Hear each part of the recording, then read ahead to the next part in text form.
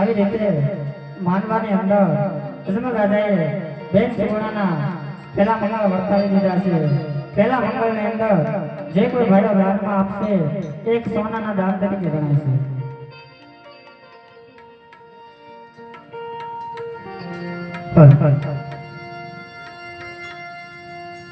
એક 50 રૂપિયા આપી અને મારા પવનભાઈ મકવાણા તરફથી આવે છે. બોલો રામા પીરની જય.